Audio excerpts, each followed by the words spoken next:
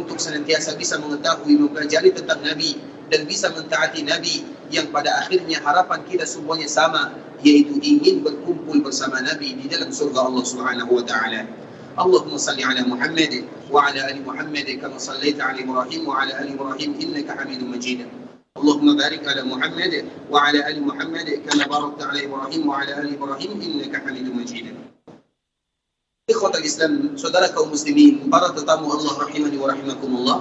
Alhamdulillah, Allah kembali mudahkan kita bersua, berkumpul di dalam masjid Rasulullah sallallahu alaihi wasallam antara maghrib dengan isya, merupakan sebuah kenikmatan bagi kita bersama.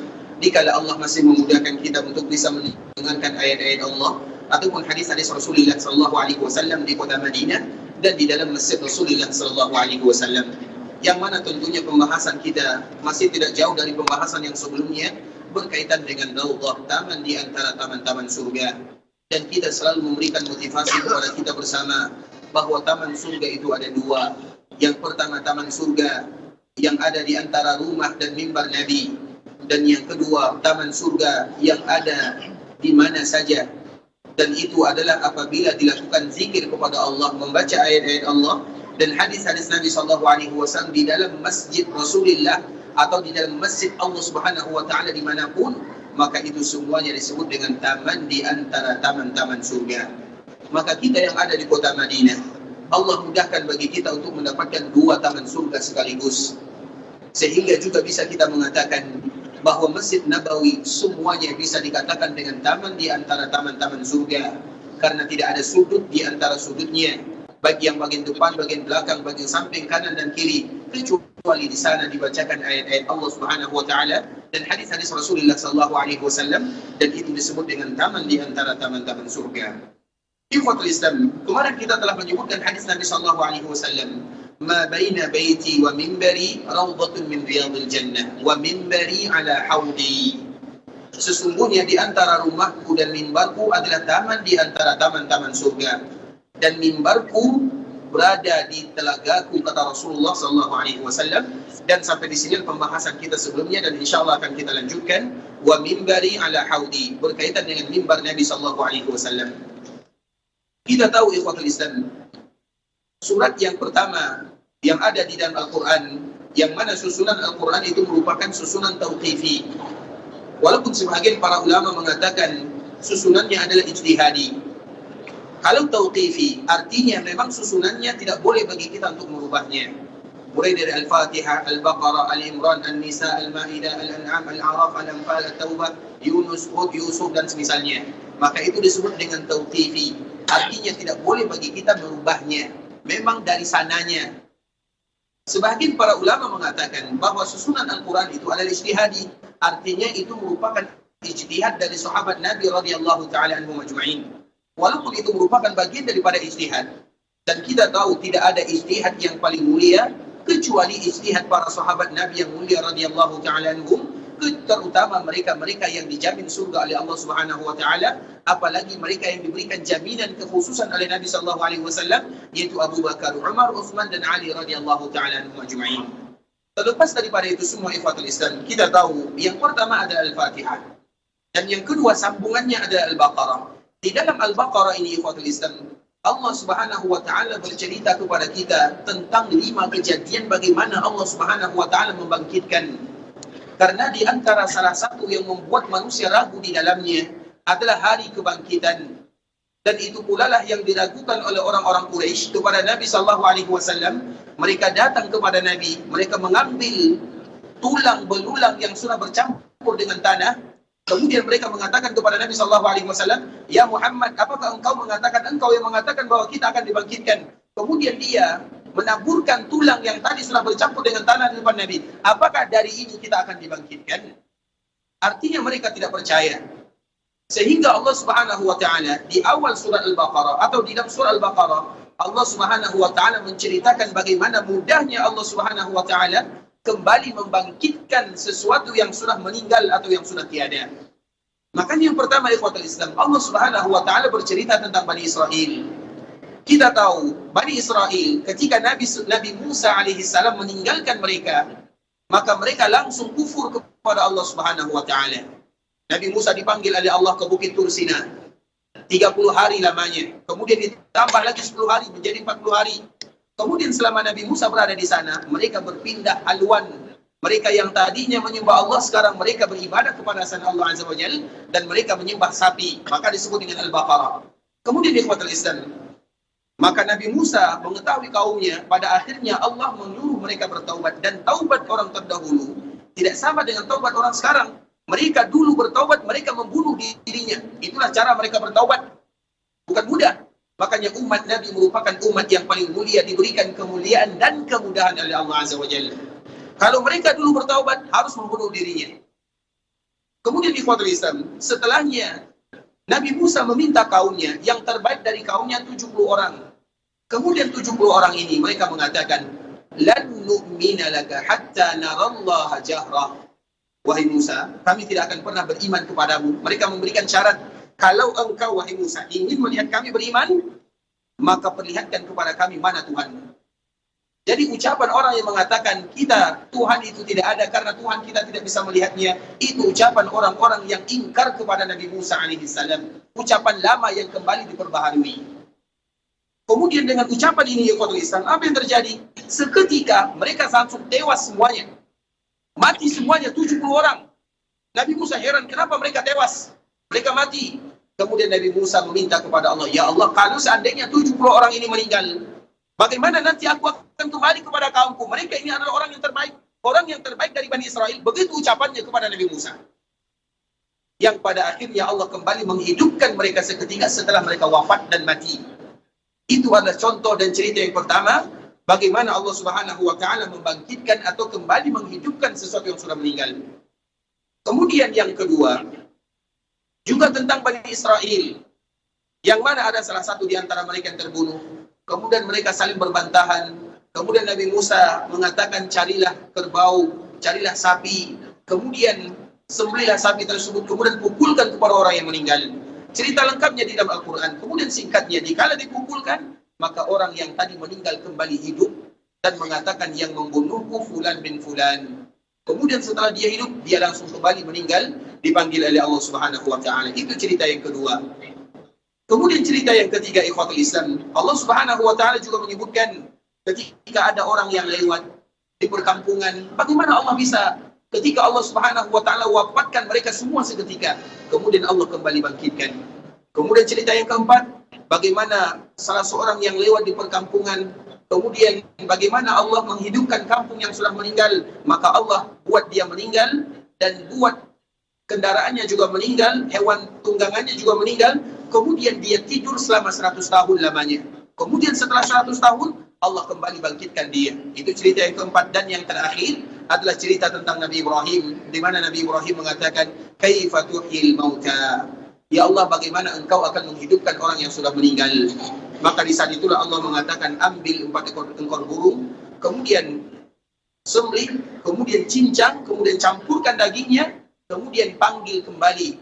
Maka di depan mata kepala Allah Subhanahu wa Ta'ala kembali menghidupkan burung-burung yang tadi sudah disembelih oleh Ibrahim alaihissalam. Itu merupakan di antara 5 cerita ikhwatul Islam, bagaimana mudahnya Allah Subhanahu wa Ta'ala membangkitkan yang sudah meninggal atau yang sudah diwafatkan oleh Allah Subhanahu wa Ta'ala. Kenapa kita mengatakan yang demikian? Karena itu akan terjadi kepada diri kita semuanya. Dan sebelum terjadi kepada kita, terjadi kepada mimbar Nabi sallallahu alaihi wasallam. Kemarin kita bercerita tentang mimbar. Nabi sallallahu alaihi wasallam mengatakan, "Ma baina baiti wa mimbari raudhatun min riyadil jannah." Sesungguhnya di antara rumahku dan mimbarku, mimbar Nabi sallallahu alaihi wasallam yang kita bahas. Sesungguhnya di antara rumahku dan mimbarku adalah taman di antara taman-taman surga. Sambungan hadisnya, "Wa mimbari ala haudi." Mimbar Nabi yang tadi merupakan batasan raudhah yang sudah hangus, yang tidak ada lagi di dunia, yang terbakar di dunia, maka nanti akan kembali dibangkitkan oleh Allah Azza wa Jalla dan kembali berkumpul bersama Rasulullah sallallahu alaihi wasallam di telaga Nabi sallallahu alaihi wasallam.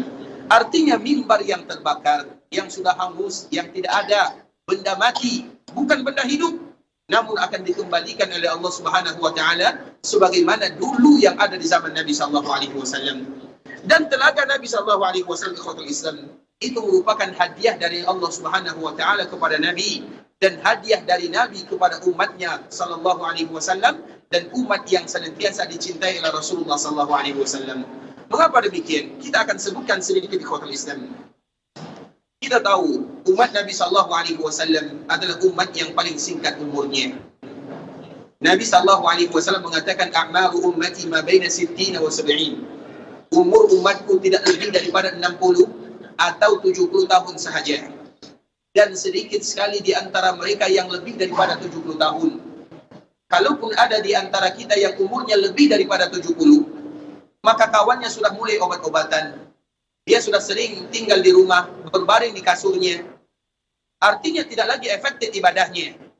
Makanya Nabi SAW menyebutkan, a'mar ummati ma baina 60 wa 70. Umur umatku antara 60 sampai 70 tahun.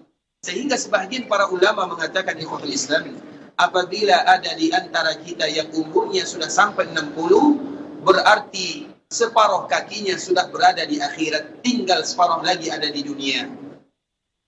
Kemudian ikhwatul Islam, setelahnya apa yang terjadi? Setelahnya yang namanya kematian. Tidak ada yang namanya kekal abadi di dunia, tidak ada satupun. Dan begitu juga dengan yang namanya manusia.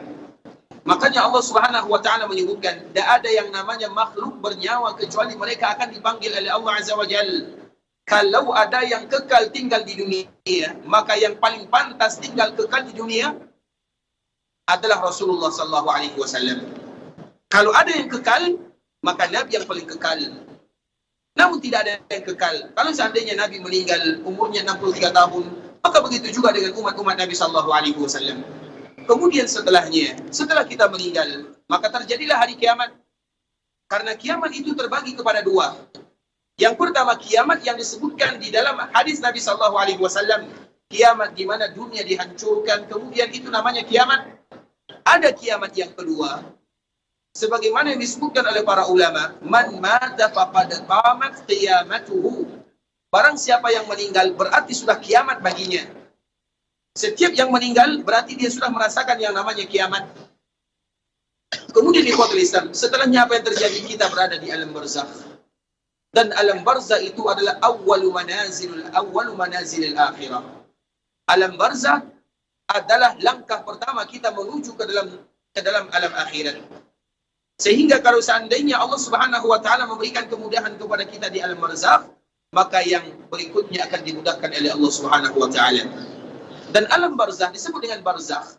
Barzakh itu artinya ikhwatul Islam, pemisah antara dunia dengan akhirat. Karena kita dihidupkan oleh Allah 2 kali dan diwafatkan juga 2 kali.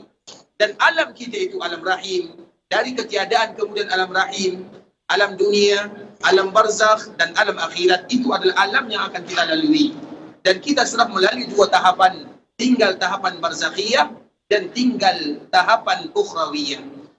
Kemudian ikhwatul Islam, ketika kita berada di alam barzakh, berapa lama kita berada di dalamnya? Allahu a'lam. Karena kita tidak tahu berapa lama kita berada di alam barzakh. Karena barzakh itu tidak akan berhenti sampai kiamat terjadi.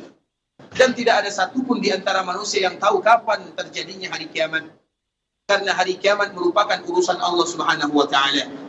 Kalau ada orang yang mengatakan kiamat terjadi pada tahun ini, pada bulan ini, pada tahun sekian, maka tidak ada yang benar. Itu semuanya merupakan was-was dari syaitan. Karena Allah sendiri yang mengatakan tidak ada yang tahu tentang rahasia kiamat, tentang kapan terjadinya kecuali Allah Subhanahu wa taala. Sehingga Nabi dikala ditanya oleh malaikat Jibril, ini Nabi yang ditanya, mata sa'ah, wahai Muhammad, kata Jibril alaihi salam, kapan terjadi hari kiamat? Apa jawaban Nabi? Mal mas'ulu anha bi'alama minas sa'il. Orang yang ditanya tidak lebih tahu daripada yang bertanya. Artinya Nabi tidak tahu, Jibril juga tidak tahu. Kalau Jibril tidak tahu, Nabi tidak tahu, yang kedua-duanya disebut dengan alamin, apakah ada di antara manusia yang tahu kapan terjadi hari kiamat? Makanya orang yang mengatakan hari kiamat terjadi pada tahun ini, pada tanggal ini, ketahuilah, itulah dukun yang sesungguhnya. Kemudian ikhwatul Islam, setelah terjadi barzakh, maka terjadilah alam yang berikutnya yang disebut dengan alam akhirat. Dan di saat itulah kita akan dibangkitkan. Dan manusia semuanya dibangkitkan dari ajabul dzanab. Karena dikala kita berada di alam barzakh, tidak akan ada yang tersisa dari jasad kita kecuali satu. Namanya adalah ajabul dzanab. Ajabul dzanab itu artinya tulang ekor. Tulang ekor ini ikhwatul Islam, satu-satunya yang tersisa yang ada pada tubuh manusia dan dari itulah Allah Subhanahu wa taala akan membangkitkan kita bersama. Kemudian kita pun dibangkitkan yang disebut dengan al-ba'ats, yaitu hari kebangkitan, dan kita dibangkitkan dalam keadaan tidak berpakaian. Sebagaimana kita dilahirkan, begitu juga kita dibangkitkan dalam keadaan tidak bersunat, dalam keadaan tidak memakai sendal. Matahari didekatkan, perkara yang sangat luar biasa dahsyatnya. Kemudian tiba-tiba ikhwatul Islam, di saat itulah ada hadiah terindah dari Allah Subhanahu wa taala kepada Nabi dan dari Nabi untuk umatnya. Itulah yang disebut dengan al-haud. Haud itu artinya telaga. Kenapa itu merupakan hadiah terindah? Karena dikala kita dibangkitkan, ibarat orang yang baru dilahirkan, orang yang dilahirkan, maka dia akan merasa kehausan. Begitu juga orang yang dibangkitkan, maka mereka akan merasa kehausan. Nah, Nabi tahu kalau umatnya mereka akan kehausan. Dengan itu pula lah Allah Subhanahu wa taala menyediakan haud untuk Nabi sallallahu alaihi wasallam. Kemudian dari haud itu pula lah Nabi memanggil semua umatnya, wahai umatku, minumlah dari telagaku. Kenapa kita harus minum dari telaga Nabi sallallahu alaihi wasallam? Karena telaga Nabi itu ikhwatul Islam, itu merupakan telaga yang sangat indah. Bagaimana keindahannya? Bagaimana sifatnya? Kemarin kita telah menjelaskan, telaga Nabi itu merupakan cabang air daripada Al-Kautsar. Al-Kautsar merupakan sungai yang Allah hadiahkan untuk khusus bagi Nabi sallallahu alaihi wasallam. Nah, dari Al-Kautsar ini ada cabangnya. Cabangnya ini bernama Al-Haud, telaga Rasulullah sallallahu alaihi wasallam. Maka Nabi sallallahu alaihi wasallam mengatakan, ana faratukum 'alal haud. Wahai umatku, aku tunggu kalian di telagaku. Sehingga ikhwatul Islam, berjumpa kita dengan Nabi di telaga itu adalah perjumpaan pertama kita dengan Rasulullah sallallahu alaihi wasallam. Makanya di dunia setelah Nabi tiada, tidak ada lagi umat yang bisa melihat Nabi dalam keadaan terjaga. Sedangkan dalam mimpi itu merupakan rezeki dari Allah Subhanahu wa taala. Mungkin ada sebahagian kita yang melihat Nabi sallallahu alaihi wasallam dalam mimpinya, dan itu merupakan bonus dari Allah Azza wa Jalla. Tapi ingat, Nabi sallallahu alaihi wasallam tidak lagi bisa kita lihat dalam keadaan terjaga, karena yang melihat Nabi dalam keadaan terjaga itu hanya sahabat Rasulullah sallallahu alaihi wasallam saja. Makanya apa definisi para sahabat? Sahabat itu apa maknanya? Sahabat itu ikhwatul Islam, sebagaimana disebutkan oleh Imam Ibnu Hajar, sahabat itu adalah orang yang melihat Nabi secara langsung, atau yang bertemu dengan Nabi walaupun tidak melihatnya, karena ada di antara mereka yang buta. Kemudian mereka beriman kepada Nabi, kemudian mereka wafat dalam keadaan iman. Itulah definisi sahabat yang para ulama ijma' di sana, tidak ada lagi definisi yang lain. Para sahabat itu definisinya, mereka yang melihat Nabi. Nah, kalau ada umat Nabi yang melihat Nabi secara langsung, maka mereka bisa dimasukkan dalam kategori sahabat. Apakah mungkin masih ada sahabat Nabi sampai sekarang? Sahabat Nabi mungkin tidak masih ada sampai sekarang. Sahabat Nabi itu ikhwatul Islam, jumlahnya kurang lebih 124.000, maksimal 140.000. Itu sahabat Nabi, dan semua mereka sudah wafat. Dan akhir masanya pada tahun 120 Hijriah.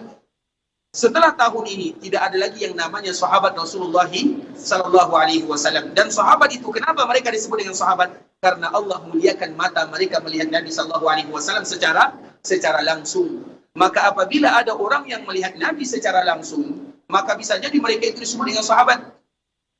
Makanya kenapa para ulama mengatakan, Imam Ibnu Hajar mengatakan wa hadza mushkilun jidda. Dan ini merupakan iskal yang luar biasa. Makanya Nabi, bisa kita berjumpa dengan Nabi dalam mimpi, iya. Dan semoga Allah mudahkan kita, berikan kepada kita rezeki untuk bisa melihat Nabi SAW dalam mimpi. Tapi kalau dalam keadaan terjaga tidak mungkin lagi. Kenapa demikian? Agar kerinduan kita kepada Nabi SAW semakin begitu luar biasa. Makanya awal perjumpaan kita dengan Nabi nanti di telaga Rasulullah SAW. Di saat itulah ketika kita berjumpa dengan Nabi, Nabi menyambut kita dengan telaga yang begitu indah. Bagaimana bentuk telaga Nabi? Karena ini merupakan hadiah dari Nabi kepada umatnya. Telaga itu ikhwatul Islam, telaga Nabi ini sifatnya. Telaga Nabi panjangnya seperti kita melakukan perjalanan selama 1 bulan. Lebarnya sama dengan panjangnya. Artinya panjang dan lebarnya sama. Berarti telaga Nabi persegi. Dan panjang lebarnya seolah-olah kita melakukan perjalanan 1 bulan. Dan itu bukan sesuatu yang panjang sekali ikhwatul Islam. Sulit bagi kita untuk mensifatinya. Itu telaga Nabi Shallallahu Alaihi Wasallam. Kemudian airnya penuh dengan air, karena memang hukum asal telaga itu artinya adalah air. Kemudian airnya lebih putih daripada susu, lebih manis daripada madu. Kemudian gelasnya terbuat dari emas, lebih banyak daripada bintang-bintang yang ada di langit. Artinya banyak sekali. Sehingga kita sebanyak apapun umat Nabi, kita tidak akan pernah berebutan untuk minum dari telaga Nabi Sallallahu Alaihi Wasallam. Itu merupakan di antara sifat telaga Rasulullah Sallallahu Alaihi Wasallam. Kemudian sifat yang paling luar biasa, dan ini merupakan sesuatu yang kita nanti bersama. Man syaribaha lam yadhma' abada.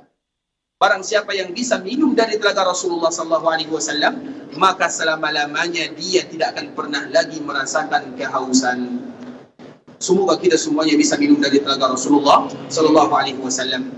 Di padang mahsyar ikhwatul Islam, matahari didekatkan. Tidak ada pertolongan. Yang bisa menolong kita adalah amalan kita masing-masing. Sehingga dengan matahari 1 mil jaraknya, 1 mil itu tidak jauh ikhwatul Islam, 1 mil. Kemudian nanti ada orang yang berkeringat sampai di tumitnya, sampai di betisnya, sampai di pahanya, bahkan sampai di daun telinganya. Siapa yang bisa memberikan pertolongan? Tiba-tiba ada telaga Nabi Sallallahu Alaihi Wasallam yang mana kita merasakan kehausan yang luar biasa. Tiba-tiba kita diberikan kemuliaan untuk bisa minum dari telaga baginda Nabi yang mulia. Kemudian dikala kita minum, lam yadhma' ba'dahu abada. Maka orang yang bisa minum dari telaga Nabi, selama-lamanya mereka tidak akan pernah lagi merasakan kehausan. Itu telaga Nabi Sallallahu Alaihi Wasallam. Kemudian disebutkan di dalam hadis ikhwatul Islam, ketika kita minum, bagaimana caranya umat Nabi Sallallahu Alaihi Wasallam minum? Karena mereka baru dibangkitkan. Nabi mengatakan, Ana faratukum alal haud, man marra alayya syarib, wa man syariba lam yazma' abada. Sesungguhnya aku tunggu kalian. Artinya Nabi menunggu kita di telaganya. Itulah perjumpaan kita dengan Rasulullah Sallallahu Alaihi Wasallam. Aku tunggu kalian di telagaku, wahai umatku. Barang siapa yang lewat, mampir. Wa man syaribah lam yazma' abada. Barang siapa yang bisa minum, maka mereka tidak akan pernah lagi merasakan kehausan untuk selama-lamanya. Kemudian bagaimana kita minum? Kita minum, pertama kali kita dibangkitkan di ikhwatul Islam, ibarat onta yang kehausan, kemudian ditahan 5 hari. Kemudian setelah ditahan 5 hari, karena onta ini ikhwatul Islam kita tahu, onta ini adalah di antara makhluk yang dikhususkan oleh Allah Azza wa Jalla, bahkan diabadikan, bahkan diperintahkan kita untuk memperhatikannya. Afala yanzuruna ilal ibili kaifa khuliqat. Tidakkah kalian memperhatikan bagaimana onta diciptakan? Dan salah satunya onta itu bisa tidak makan, tidak minum selama 1 bulan, bahkan 2 bulan. Makanya kalau ada onta yang kehilangan, tidak boleh bagi kaum muslimin untuk mengambilnya. Maka ada di dalam istilah bahasa ikhwatul Islam barang luqatah. Luqatah itu artinya barang temuan. Kadang kita menemukan barang, kadang kita menemukan kambing, kadang kita menemukan kerbau. Kalau kita menemukan kambing, kerbau, maka kita kembalikan. Tapi kalau kita menemukan onta, tidak boleh bagi kita mengganggunya. Karena dia lebih tahu siapa majikannya daripada kita. Dan dia juga bertahan lama. Kemudian ikhwatul Islam, ketika kita ingin minum dari telaga Rasulullah SAW, maka ibarat onta yang ditahan dulu 5 hari. Dia sudah kehausan. Kemudian ditahan 5 hari. Kemudian dilepaskan. Ketika dilepaskan, apa yang terjadi? Maka onta ini akan minum begitu puas. Nah, begitulah keadaan kita nanti dibangkitkan. Kita betul-betul berada dalam kehausan. Sehingga dikala kita mendapatkan telaga Nabi SAW, maka betul-betul kita ingin menikmati agar kita tidak lagi merasakan kehausan untuk selama-lamanya. Kemudian, orang yang pertama kali minum dari telaga Nabi SAW adalah, yang pertama, adalah dari kalangan orang-orang fakir, muhajirin. Itu adalah orang yang pertama kali minum dari telaga Rasulullah Sallallahu Alaihi Wasallam. Dan yang kedua adalah orang-orang Yaman. Mereka lah yang meminum telaga Rasulullah Sallallahu Alaihi Wasallam. Apa makna orang-orang Yaman? Maknanya adalah orang-orang Ansar, karena mereka berasal dari Yaman. Artinya yang pertama kali minum dari telaga Nabi tentunya adalah para sahabat Nabi yang berasal dari Muhajirin. Kemudian setelahnya berasal dari Ansar. Kemudian baru para sahabat yang lainnya. Kemudian kita para umatnya. Itulah mereka yang meminum dari telaga Rasulullah SAW. Nah, kemudian ikhwatul Islam, ketika kita minum, bertemu dengan Nabi SAW, di mana posisi Nabi SAW, maka di saat itulah Nabi berada di atas mimbarnya. Makanya tadi kita membahas tentang mimbar Nabi ikhwatul Islam. Mimbar Nabi yang ada di dunia, itu pula lah mimbar Nabi yang ada di akhirat sana.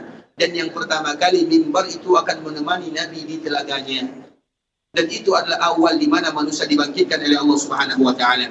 Kemudian kita tahu, setelah kita, karena ada di antara mereka yang minum, ada pula di antara mereka yang tidak minum. Dan telaga itu ikhwatul Islam, semua para Nabi mereka punya telaga. Tapi telaga yang paling mulia, telaga yang paling indah, telaga yang paling sifatnya sangat luar biasa adalah telaga Rasulullah SAW. Nah, ada di antara umat Nabi yang mereka tidak minum dari telaga Nabi, dan insya Allah nanti akan kita bahas ikhwatul Islam. Artinya bukan berarti semua umat mereka bisa minum dari telaga Nabi. Ada beberapa golongan yang mereka tidak bisa minum dari telaga Rasulullah SAW. Makanya kita harus mencari tahu siapa mereka yang tidak bisa minum dari telaga Nabi SAW. Karena apabila mereka tidak bisa minum dari telaga Nabi, ingat, perjalanan kita bukan perjalanan yang mudah. Perjalanan yang kita tidak tahu berapa lamanya. Bahkan jika kita dikumpulkan di padang mahsyar sahaja, kita berada di sana 50.000 tahun lamanya. Di dunia saja ikhwatul Islam, 60 tahun, 70 tahun, itu sudah lama bagi kita. Bagaimana kalau seandainya kita berada di sana 50.000 tahun lamanya? Angka yang tidak sedikit, 50.000 tahun. Kemudian ikhwatul Islam, mereka yang bisa minum dari telaga Nabi, kemudian mereka tidak akan pernah lagi merasakan kehausan untuk selama-lamanya. Walaupun 50.000 tahun, mereka tidak akan pernah merasakan kehausan selama-lamanya. Tapi mereka yang gagal bisa minum dari telaga Nabi, maka urusan yang berikutnya semakin sulit, bukan semakin mudah. Karena fase kita berada di akhirat ikhwatul Islam di padang mahsyar. Ketika kita berada di padang mahsyar 50.000 tahun lamanya, tidak ada yang bisa memberikan pertolongan. Tidak ada yang mendapatkan naungan kecuali orang-orang yang disebutkan oleh Allah Subhanahu wa Ta'ala dan disebutkan oleh Nabi. Sisanya di sampingnya, maka kita akan bertanggung jawab terhadap amalan yang kita lakukan masing-masing. 50.000 tahun. Kemudian ikhwatul Islam, setelahnya maka semua manusia mereka datang mencari Nabi sallallahu, mereka datang mencari para nabi. Mereka mengatakan kita tidak mungkin selamanya seperti ini.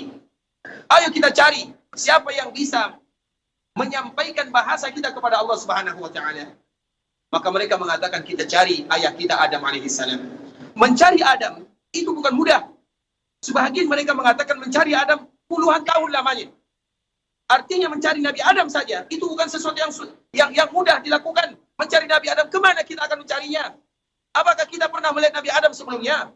Kemudian kemana kita akan cari? Sulit untuk mencarinya. Padang mahsyar ikhwatul Islam. Makanya orang yang pergi melaksanakan ibadah haji, sebuah perkumpulan yang sangat luar biasa. Kalau ada di antara saudara kita yang hilang, kemana kita akan cari? Itu baru haji. Yang kita berkumpul di sana tidak lebih daripada 4 atau 5 juta saja. Jika kita berada di Arafah, di Muzdalifah, di Mina, itu maksimal 5 juta. Kalau ada yang hilang, maka tempat pencariannya itu ujung-ujungnya ke rumah sakit saja. Artinya sulit bagi kita untuk mencarinya. Kalau tidak di rumah sakit, maka cari di kamar mayat. Sulit di ikhwatul Islam, itu baru 5 juta. Bagaimana kalau seandainya Allah kumpulkan dari zaman Nabi Adam sampai umat terakhir? Sekarang saja yang ada di dunia, yang namanya manusia, itu ada lebih daripada 7 miliar. Itu baru di abad kita, di zaman kita. Bagaimana dari umat sebelumnya dikumpulkan oleh Allah? Kemana kita akan mencari ayah kita Adam? Maka disitulah ikhwatul Islam, di antara salah satu yang membuat kita semangat beribadah kepada Allah, kita tahu bahwa kita akan melakukan perjalanan yang begitu panjang. Kita contohkan perjalanan kita begini saja, misalnya kita datang melaksanakan ibadah umrah. Ibadah umrah yang kita lakukan 2 minggu, 3 minggu, 1 bulan. Kemudian kalau kita umrah, biasanya berapa lama persiapan yang harus kita lakukan? Kadang 1 bulan, kadang 2 bulan, kadang ada yang persiapannya 1 tahun. Demi perjalanan 2 minggu. Sekarang perjalanan kita lebih daripada 50.000 tahun. Mungkin 100.000 tahun. Kita tidak tahu persiapan apa yang sudah kita lakukan untuk perjalanan yang panjang. Umroh yang 2 minggu saja, persiapan kita ada yang 1 tahun, 2 tahun. 2 minggu perjalanan kita. Bagaimana dengan perjalanan yang kita tidak tahu kapan berakhir?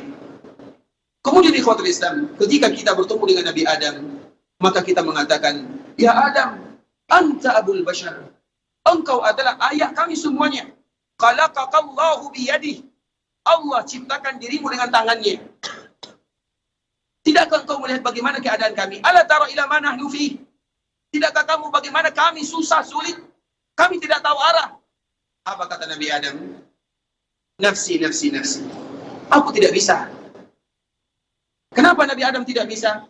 Dulu Allah melarangku untuk memakan buah, tapi aku memakannya.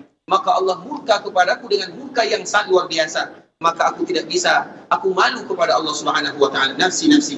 Diriku, jiwaku. Aku tidak bisa menolong kalian. Maka pergilah kalian kepada Nabi Nuh. Maka kita pun mencari Nabi Nuh. Di mana kita akan mencari Nabi Nuh? Kita tidak tahu.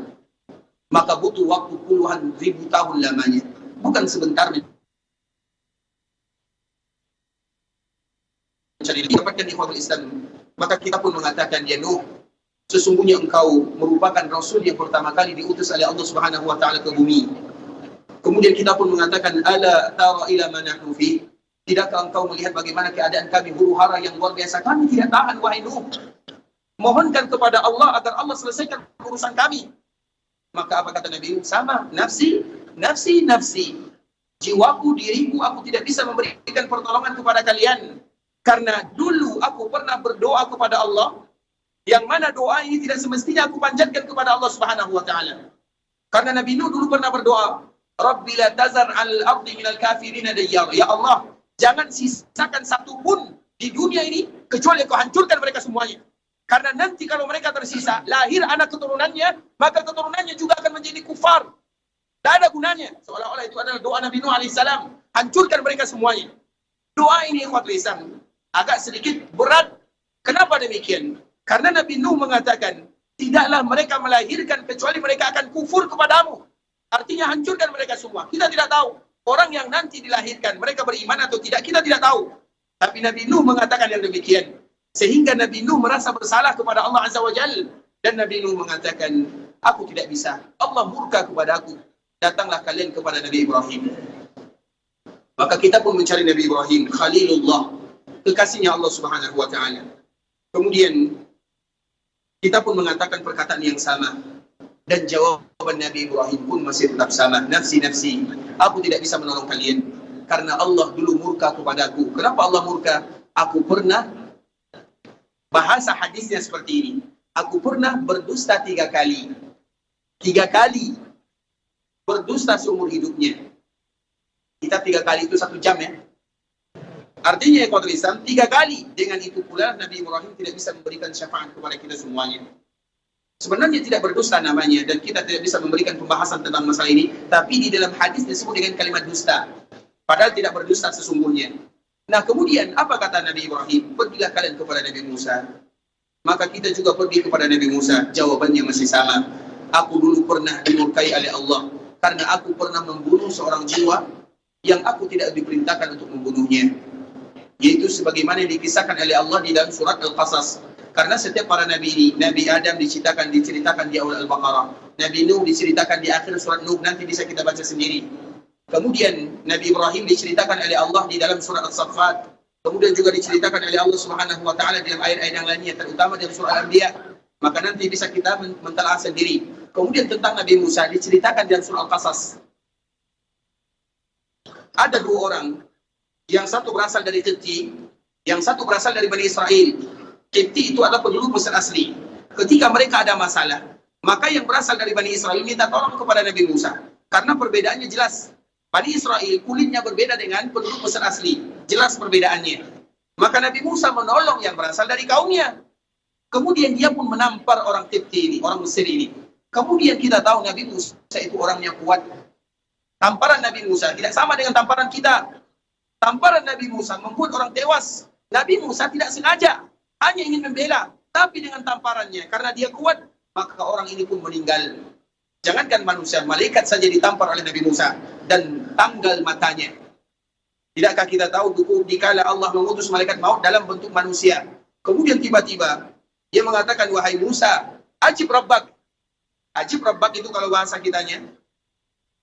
Jawablah seruan Allah, artinya engkau akan meninggal. Nabi Musa heran, tiba-tiba orang datang, kemudian dia mengatakan kalimat ini, ditampar oleh Nabi Musa, tanggal matanya. Ternyata itu adalah malaikat maut. Dia langsung kembali kepada Allah Subhanahu wa Ta'ala. Artinya begitu malaikat, apalagi manusia, maka ditampar oleh Nabi Musa, dan dia meninggal di sana. Nabi Musa menamparnya tidak sengaja, tapi karena kekuatan yang ada pada dirinya, Maka orang ini meninggal. Apa kata Nabi Musa? Aku tidak bisa memberikan syafaat kepada kalian karena dulu aku pernah membunuh orang yang tidak diperintahkan untuk membunuhnya. Itulah kisahnya di dalam surah Al-Qasas. Kemudian pergilah kalian kepada Nabi Isa. Nabi Isa juga masih mengatakan perkataan yang sama. Tapi Nabi Isa tidak menyebutkan kesalahannya. Nabi Isa tinggal di dunia 40 tahun lamanya. 33 tahun sudah habis masanya. Tinggal nanti 7 tahun. Dan 7 tahun dikala Nabi Musa turun atau dikala Nabi Isa turun bersama dengan yang namanya cucu Nabi bernama Al-Mahdi. Zaman itu adalah zaman di mana tidak ada orang yang kufur kepada Allah di dunia. Makanya kalau ada orang yang bertanya, apakah ada zaman yang tidak ada kekufuran di dunia, orang-orang kafir di dunia ada? Kapan? Di zaman Nabi Musa dikala diturunkan pada Allah Subhanahu wa taala di akhir zaman. Namun Nabi Isa, dia tidak menyebutkan kesalahannya. Hanya saja dia mengatakan, aku tidak bisa memberikan syafaat kepada kalian karena aku dimurkai oleh Allah Subhanahu wa taala. Kemudian terakhir Nabi Isa mengatakan, pergilah kalian kepada yang namanya Muhammad. Maka di saat itulah kita pun pergi berbondong-bondong mencari Nabi kita yang mulia Muhammad bin Abdullah sallallahu alaihi wasallam. Coba bayangkan ikhwatul Islam, perjalanan kita, cerita ini jangan hanya dibayangkan kita mencari Adam, Nuh, Ibrahim, Musa, Isa dengan mudah. Puluhan tahun, ribuan tahun lamanya. Ini mencari Nabi, kemana mereka kita akan mencarinya. Pada akhirnya kita pun bertemu dengan Nabi.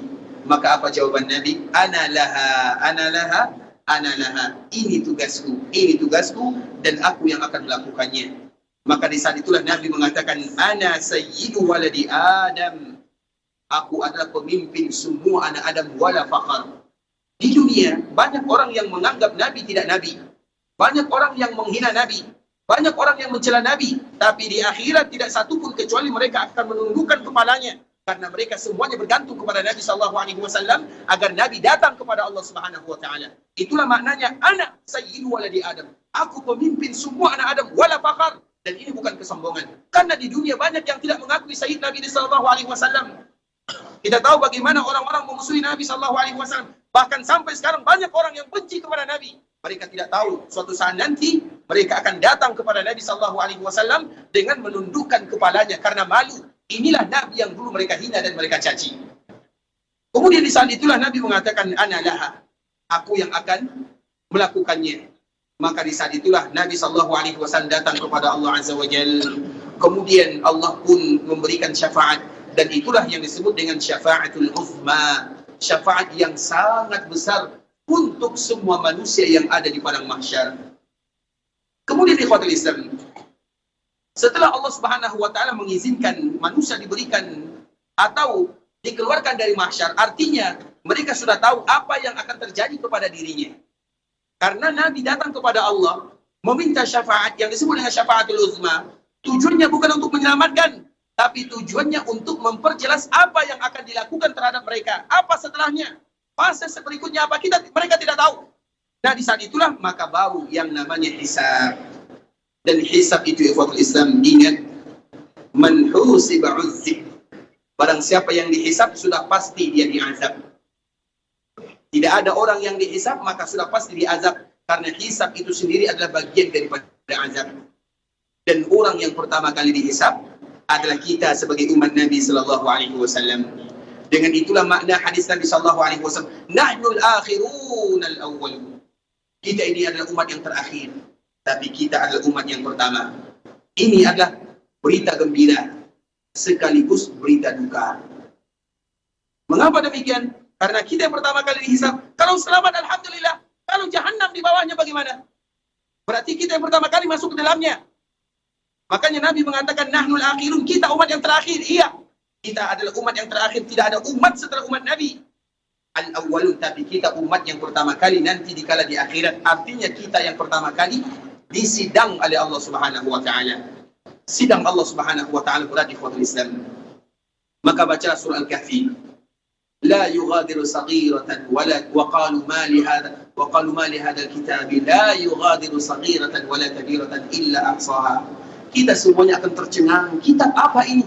Kitab itu ada kitab catatan kita masing-masing. Kenapa kita tercengang? Kita heran melihatnya. La yughadiru saghira. Yang kecil saja tidak pernah dilewatkan. Apalagi yang besar. illa ahsaha, kecuali ditulis sedemikian rupa. Maka itulah disebut dengan hisab. Dan hisab itu terbagi kepada dua. Ada namanya hisab itu disebut dengan al-ardu. Al-ardu itu ikhwatul Islam, ini hanya sekedar pendekatan saja. Al-ardu itu artinya setiap manusia, maka mereka akan dihadapkan dengan Allah Subhanahu wa taala, laisa bainahu wa bainahu turjuman. Kita akan dihadapkan dengan Allah Subhanahu wa taala satu persatu. Tidak ada penterjemah antara kita dengan Allah. Coba bayangkan, kemudian Allah membacakan semuanya, mulai dari kita balik. Wahai fulan, bukankah kamu dulu pernah melakukan ini? Kita hanya mengatakan iya. Wahai fulan, bukankah kamu pernah melakukan ini di waktu ini, pada waktu ini? Iya ya Allah. Dibacakan semuanya satu persatu tanpa ada yang tersisa sedikit pun. Sehingga dikala dibacakan, kita pun melihat ke kanan, ingin lari. Tapi kemana kita akan lari? Kita melihat ke kiri, kita ingin lari. Tapi kemana kita akan lari? Maka di saat itulah, dikala kita merasa diri kita akan binasa, dimasukkan dan dicampakkan ke dalam api neraka, maka Allah mengatakan, wahai fulan, hari ini aku tutup semua catatan amalanmu. Artinya diampunkan oleh Allah Subhanahu wa taala. Setelah apa? Setelah kita merasa akan binasa. Makanya ikhwatul Islam, ingat, tidak ada manusia, tidak ada kita semuanya, kecuali tempat duduk kita di neraka sudah ada. Semua kita sudah ada tempat duduknya di dalam api neraka. Dan itu akan diperlihatkan oleh Allah Subhanahu wa taala. Makanya kita di dalam bulan Tarawih atau di dalam bulan Ramadan, kita selalu berdoa. Yang mana doa ini diambil dari hadis Nabi sallallahu alaihi wasallam. Ya Allah, jadikan kami orang-orang yang mutaqa'u minan nar. Jadikan kami orang-orang yang merdeka dari api neraka. Kenapa demikian? Karena setiap manusia sudah ada tempat duduknya di dalam api neraka, sudah ada. Bangku kita itu sudah ada. Kita tidak perlu mendaftar. Bangkunya sudah ada di sana. Kemudian ikhwatul Islam, ketika Allah membacakan semua amalan catatannya, maka Allah Subhanahu wa taala lihatkan bangkunya di sana. Ini bangku kamu di neraka. Kemudian apa kata Allah Subhanahu wa taala? Hari ini aku tutup semuanya. Bangku yang tadi ada di dalam api neraka, aku ganti dengan bangku yang ada di dalam surga. Maka di saat itulah seorang hamba merasa lega. Allah. Dikala dia merasa sempit, tidak ada tempat lari. Kemudian dia merasa dirinya akan binasa. Maka di saat itulah kita tahu bagaimana sayangnya Allah Subhanahu wa taala kepada hambanya. Allah ampunkan semuanya. Semuanya Allah ampunkan. Maka itulah disebut dengan arad. Arad itu artinya hanya sekedar dibacakan agar kita tahu bahwa semua amalan yang kita lakukan tidak akan pernah hilang. Ada tulisannya, ada catatannya. Dan Allah sengaja membacakan agar kita tahu bahwa Allah itu adalah syahid. Bahwa Allah itu adalah raqib. Allah maha menyaksikan. Allah maha melihat. Allah tahu semuanya. Nanti kita akan tahu di sana.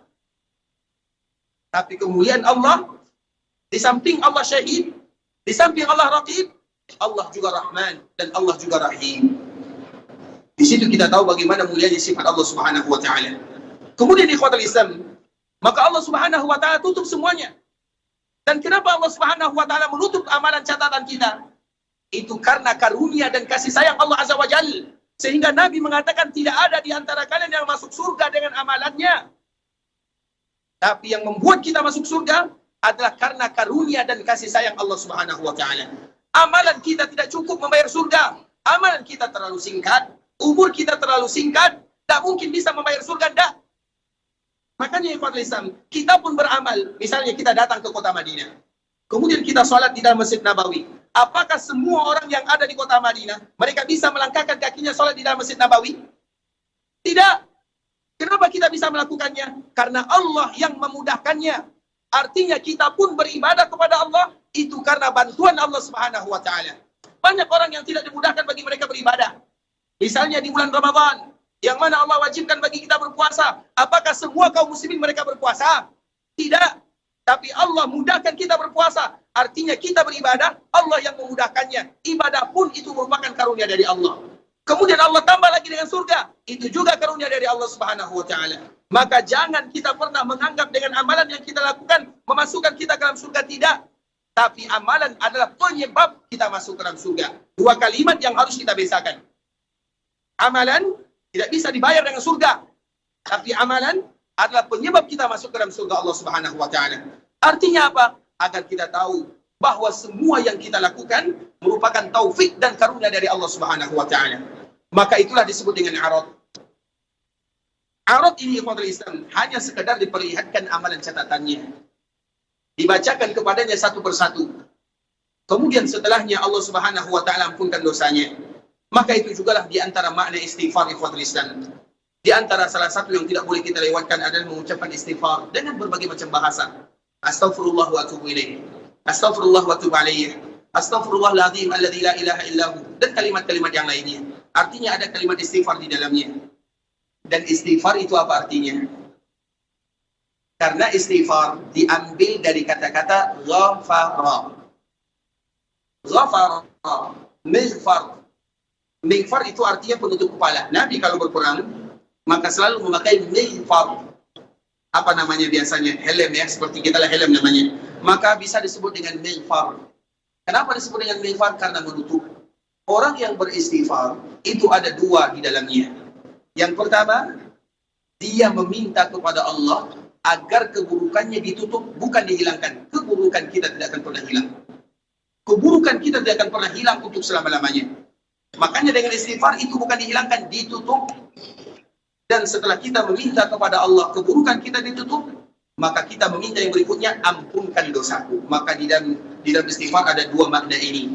Makanya kita selalu berusaha lisan kita basah dengan kalimat-kalimat istighfar, dan minimal kita beristighfar dalam satu hari itu 100 kali. Makanya ada dalam zikir pagi dan sore, maka kita beristighfar di sana. Astagfirullah, astagfirullah, astagfirullah wa atubu ilaih, astagfirullah wa atubu ilaih. Sambil kita berjalan dari hotel ke Masjid Nabawi, kita sudah bisa beristighfar itu lebih daripada 50 kali. Pulang nanti istighfar lagi. Tinggal bagaimana kita membiasakan lisan dan lidah untuk selalu beristighfar kepada Allah agar kita hanya diberikan arad saja. Arad itu artinya dibacakan kesalahannya. Iya, kita semua akui kesalahan. Tidak ada yang namanya manusia kecuali mereka bersalah. Tidak ada manusia yang tidak bersalah. Semuanya. Dan dengan itu pula kita mengabdi atau memohon kepada Allah Subhanahu wa taala agar Allah Subhanahu wa taala ampunkan dosa kita bersama. Kemudian yang kedua ikhwatul Islam, ada yang namanya hisab. Kalau seorang mukmin, ini perbedaan antara mukmin dengan yang bukan. Orang mukmin dikala dipanggil oleh Allah Subhanahu wa taala untuk dihisab, maka dia mengatakan, iya ya Allah, aku melakukannya. Iya ya Allah, aku melakukannya. Sedangkan orang yang bukan mukmin, setelah arad ada yang namanya hisab. Makanya tadi kita menyebutkan hisab itu mereka yang dihisab, maka mereka pasti diazab. Karena hisab itu sendiri adalah bagian daripada azab. Orang mukmin, mereka adalah orang-orang yang menyembunyikan amalannya, sebagaimana mereka menyembunyikan kesalahannya. Itu sifat seorang mukmin. Kita ikhwatul Islam, kita tidak ingin kesalahan kita ditampakkan oleh orang lain. Atau kita tidak ingin dilihat oleh orang lain ketika kita melakukan kesalahan. Kalau kita tidak ingin kesalahan kita dilihat oleh orang lain, maka begitu juga dengan kebaikan. Harus adil. Kalau kesalahan kita ingin disembunyikan, kebaikan kita juga sembunyikan. Agar kita termasuk ke dalam kata-kata arad. Makanya dalam ibadah ikhwatul Islam kita tahu, salah satu ibadah yang paling berat, kenapa ibadah itu sulit untuk diterima? Karena keikhlasan itu sangat sulit. Makanya orang yang ria, lawan daripada kata ikhlas ikhwatul Islam disebutkan oleh Nabi, akhfa min dabibin namal. Ada semut kecil yang berjalan di atas batu hitam di malam yang kelam. Siapa yang bisa melihatnya? Tidak ada. Jangankan semut kecil, gajah putih pun kita tidak akan bisa melihatnya kalau di malam hari, di malam yang kelam di atas batu hitam. Itulah definisi ria, atau itulah di antara makna ria. Asyirkul khafi disebutkan oleh Nabi. Artinya apa ya Pak Islam? Makanya masalah amalan itu sangat sulit sekali, terutama ibadah kita ini. Ibadah yang paling kuat rianya adalah ibadah haji dan umrah. Mohon maaf ya, jangan marah ya.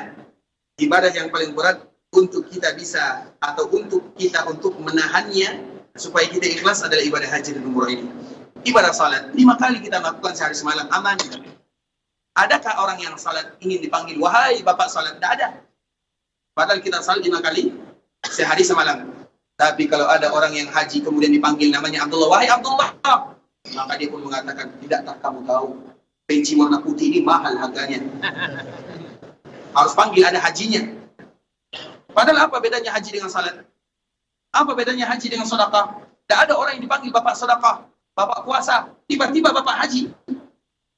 Artinya berat di situ, disitulah beratnya. Kita mau dipanggil, mau tidak dipanggil, itu semuanya diserahkan kepada Allah Subhanahu wa Ta'ala. Maaf ya, kalau kasar.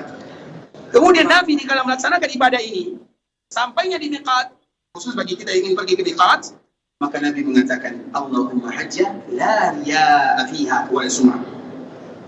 Itu ungkapan Nabi SAW. Bagi kita nanti yang ingin pergi ke Mekah dan melalui miqat, ucapkanlah kalimat ini, agar Allah menjaga ibadah ini. Karena ibadah ini, ikhwatul Islam, berbeza dari ibadah yang lainnya. Ibadah ini merupakan ibadah yang paling banyak ria di sana. Ketika kita pergi ke Raudhah,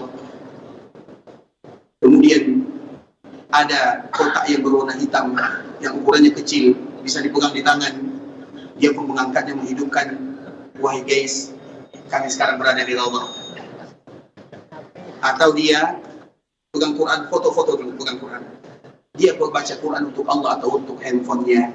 Dia beribadah kepada Allah atau untuk manusia. Disitulah ujiannya. Makanya selama kita melaksanakan ibadah haji dan umrah ini, handphone itu disimpan baik-baik ya, kecuali kepada keluarga dekat kita. Makanya Allah mengatakan, wa amma bi ni'mati rabbika fahadits. Nikmat ini harus kita ceritakan. Tapi ceritakan kepada siapa? Kepada orang yang kita cintai dan kepada orang yang mencintai kita. Siapa kira-kira mereka? Istri kita, anak kita, orang tua kita. Kalau tetangga kita, apakah dia cinta kepada kita atau tidak? Belum tentu. Apalagi tetangga jauh. Apalagi kita selalu berangkat umrah. 1 bulan, setiap bulan, ada yang setiap tahun. Bapak ini umrah terus, umrah terus. Berapa korupsinya kira-kira? Mungkin itu bahasanya. Kita tidak tahu.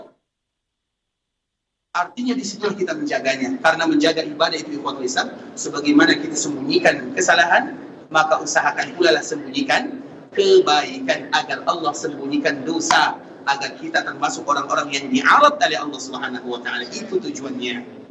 Insyaallah bisa dipahami ya. Makanya ikhwatul Islam, sudah habis ya, insyaallah besok kita sambung ya. Barakallahu fiikum ikhwatul Islam, saudara kaum muslimin, para tetamu Allah rahimani wa rahimakumullah. Karena ini memang semua kita akan melaluinya. Perjalanan yang begitu panjang, yang melelahkan, dan kita yang pertama kali akan dihisab oleh Allah Subhanahu wa Ta'ala. Dan insyaallah pembahasan tentang masalah ini akan kembali kita bahas ikhwatul Islam esokan hari. Dan ini adalah perjalanan tentang kehidupan kita yang berikutnya, perjalanan yang tidak mudah. Maka dengan itu pula kita harus mempersiapkan bekal yang begitu luar biasa banyaknya.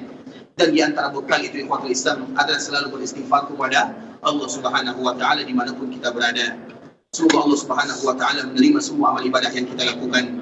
Semoga Allah Subhanahu wa Ta'ala mengabulkan doa dan permintaan kita. Semoga Allah Subhanahu wa Ta'ala mudahkan kalau seandainya nanti kita bertemu dengan Allah Subhanahu wa Ta'ala. Semoga Allah mudahkan hisab kita.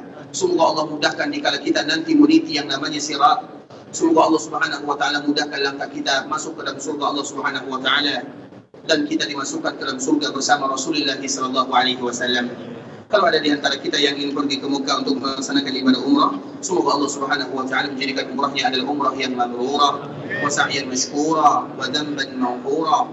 Kalau ada di antara kita yang ingin pulang ke kampung halamannya, semoga Allah mudahkan perjalanannya, dimudahkan langkahnya, urusannya, dan kembali berjumpa dengan keluarga yang dia tinggalkan, berkumpul dengan mereka dalam keadaan sehat walafiat. Dan semoga kita nantinya dan juga keluarga kita, orang-orang yang kita cintai, mereka diberikan kesempatan oleh Allah Subhanahu wa Ta'ala untuk bisa beribadah di tanah haram Makkah dan Madinah. Yang benar dari Allah Subhanahu wa Ta'ala, yang salah dari diri kami pribadi, kami mohon dimaafkan kalau ada kata-kata yang silaf, kalimat-kalimat yang kurang bagus, kami mohon dimaafkan. Kita tutup dengan doa kafaratul majlis. Subhanakallahumma bihamdika asyhadu an la ilaha illa anta astaghfiruka wa atubu ilaik. Wa sallallahu wa sallim ala nabiyyina wa habibina wa khalilina wa sayyidina Muhammadin wa ala alihi wa sahbihi wa sallam tasliman katsira. Assalamualaikum warahmatullahi wabarakatuh.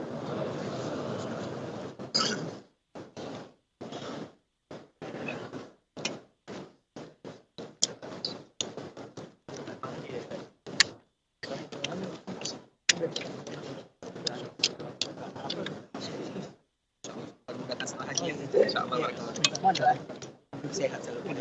Doakan kita juga Pak Edi perjalanan.